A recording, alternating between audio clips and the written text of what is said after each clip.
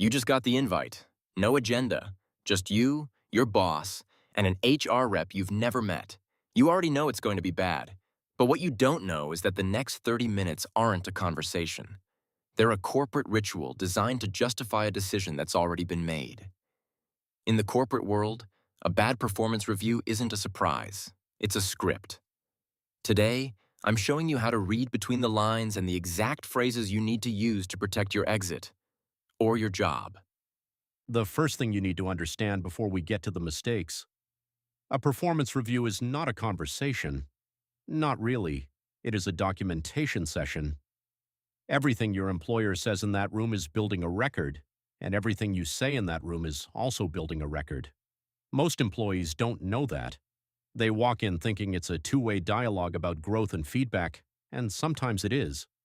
But when the review is bad, when the word improvement plan is anywhere near that meeting, the company's HR and legal team already has a file with your name on it.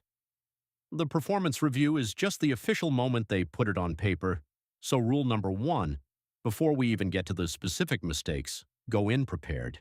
Not emotionally prepared, strategically prepared. There's a difference, and that difference is everything.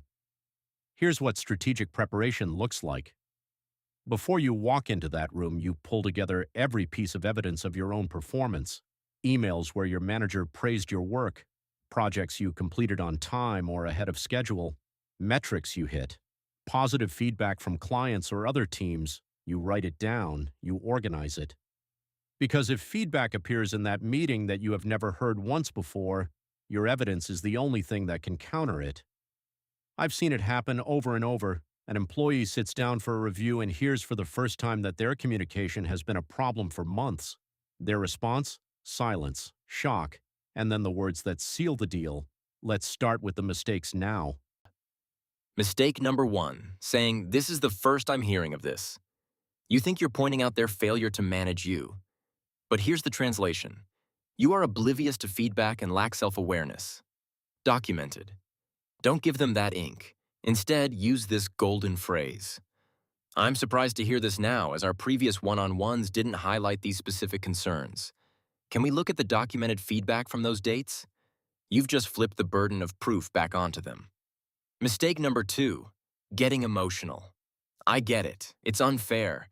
But HR is not a shoulder to cry on. HR is a recording device. Every tear is lack of resilience.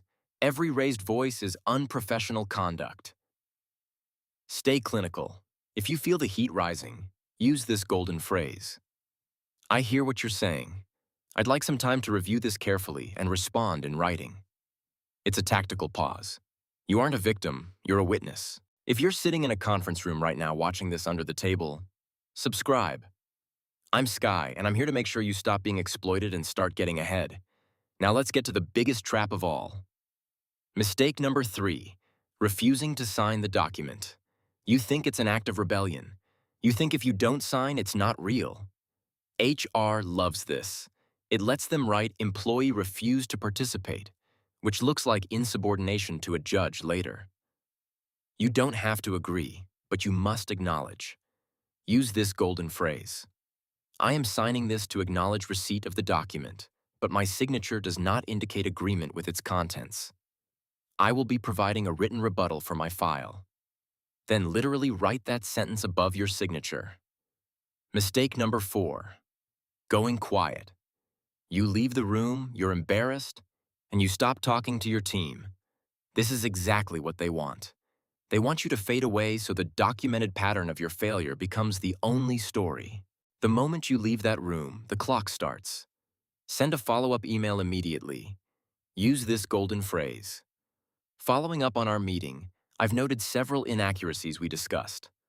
I will have my formal response to you by end of day tomorrow. You are now the one creating the paper trail. In the end, a performance review is just a document. It's one chapter of your story, not the whole book. But it's a document that follows you. Going in prepared isn't about being confrontational. It's about making sure your side of the story is just as well documented as theirs.